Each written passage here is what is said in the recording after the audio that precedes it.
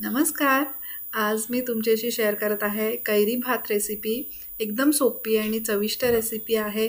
खूप कमी सामानामध्ये होते. ह्याच्यासाठी शिजवलेला भात मी 3 वाट्या घेतलेल्या आहे आणि अर्धी वाटी कच्च्या आंब्याचा जो गर आहे तो घेतलेला आहे. आंबा साल काढून किसून घेतला तरी चालेल किंवा मिक्सरमध्ये ग्राइंड करून घेतला तरीही चालेल.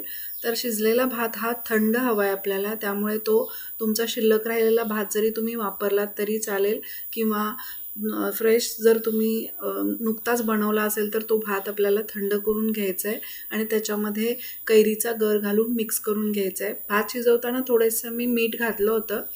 आता आपण फोडणीची तयारी करूया.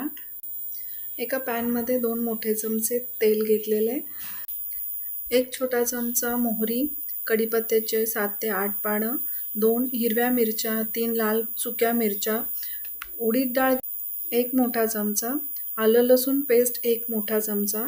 हे सगळं छान फ्राय करून घ्यायचं आहे 1 ते 2 मिनटापर्यंत. आणि उडीद डाळ थोडीशी ब्राऊन व्हायला लागली की आपल्याला ह्याच्यामध्ये भिजवलेली किंवा उकडलेली चणा डाळ घालायची आहे. मी तर उकडलेली घातलेली आहे. 2 मोठे चमचे चणा डाळ आणि ह्याच्यामुळे भाताला खूप छान टेस्ट येते.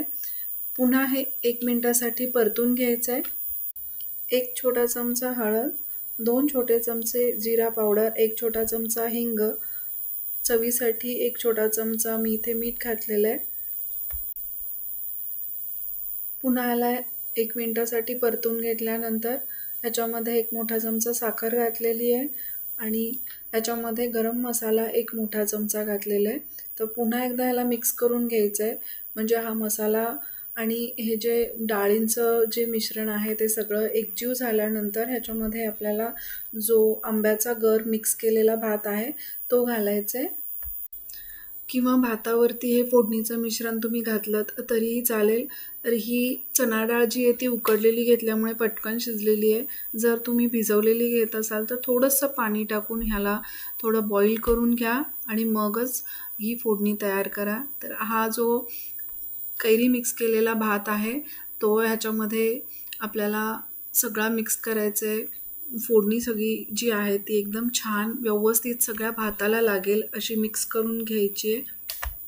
फोडणीमध्ये उडीद डाळ आणि चणा डाळीबरोबरच तुम्ही शेंगदाणेसुद्धा घालू शकता. तर हा भात तुम्ही नक्की ट्राय करा. एकदम सोपा आहे आणि हा असाच खायला खूप छान लागतो. आंबट गोड अशी टेस्ट आहे, तिखट आहे, खूप साऱ्या टेस्ट आहे त्याच्यामध्ये. छान मिक्स करून घ्यायचं आहे भात, म्हणजे सगळ्या भाताला ही फोडणी लागली पाहिजे. भात शिजत असतानाच 1 चमचाभर तूप घातलं तर छान मोकळा भात तयार होतो. नक्की करून पहा हा भात. आणि वरून थोडीशी हिरवी कोथिंबीर चिरून घालायची आहे. सर्व करताना खूप छान आणि टेस्टी असा कैरीचा भात आपला तयार झालेला आहे. एकदम सोपी रेसिपी आहे. अशा सोप्या छानशा रेसिपीज पाहण्यासाठी स्मिता स्वादी सफर मराठीला सबस्क्राईब करायला विसरू नका. पुन्हा भेटूयात अशा छानशा सोप्या रेसिपी बरोबर. थँक्यू. Bye bye.